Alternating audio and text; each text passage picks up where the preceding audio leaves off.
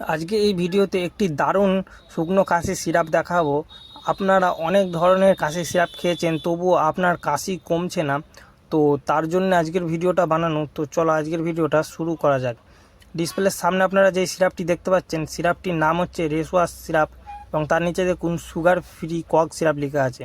এই সিরাপটাতে একদমই মিষ্টি দেওয়া নেই এবং তার নিচে দেখুন 120 ml এই রেসওয়াশ সিরাপটি হয়।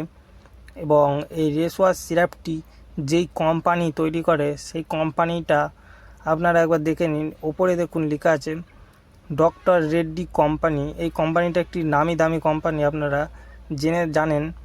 এবং এই রেসওয়াশ সিরাপটির যে কম্পোজিশনটি আছে দেখুন, লিভোড্রোপো পাইজিন অ্যান্ড ক্লোরোফেনারামিড ম্যালেট সিরাপ। এবং এখানে কত ml কি আছে তার নিচেই দেখতে পেয়ে যাবেন। এখানে দেখুন লিভোড্রোপো পাইজিন 30 mg আছে এবং তার নিচেই দেখুন ক্লোরোফেনারামিন ম্যালেট 2 mg আছে। এবং এই রেসওয়াশ সিরাপটির এমআরপি আপনারা এখানে দেখতে পাবেন 131 টাকা এমআরপি আপনারা দেখতে পাবেন।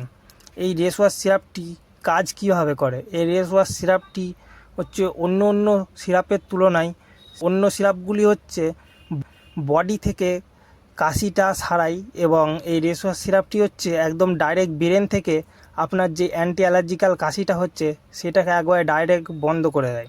এবং তার জন্য এই সিরাপটি দারুণ কাজ করে। এবং এই সিরাপটির সঙ্গে ক্লোরোফেনারামাইন থাকার কারণে আপনার যে ঠান্ডা লেগেছে, নাক দিয়ে জল পড়ছে, চোখ দিয়ে জল পড়ছে, সেটাকেও বন্ধ করে দেয়। এবং এই রেসওয়াশ সিরাপটি আপনারা ডোজ কিভাবে নেবেন? এই সিরাপটি 10 ml করে দিনে 2বার খেতে পারবেন এবং প্রয়োজন পড়লে দিনে 3বারও আপনারা খেতে পারেন। এই সিরাপটি সবসময় আপনারা খাবার পর খাবেন এবং এই রেসওয়াশ সিরাপটি খাওয়ার পর কোনো কারণেই জল খাবেন না।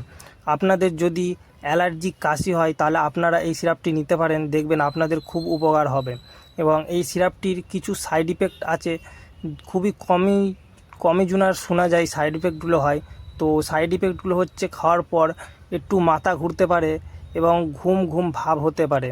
এবং এই সিরাপটি প্রেগনেন্সি মহিলাদের ক্ষেত্রে দেওয়া যাবে না এবং যাদের বাচ্চাকে দুধ খাওয়াচ্ছে তাকেও এই সিরাপটি দেওয়া যাবে না। তো আজকের ভিডিওটা এতটুকুনি, আজকে এখানেই ভিডিওটা শেষ করছি।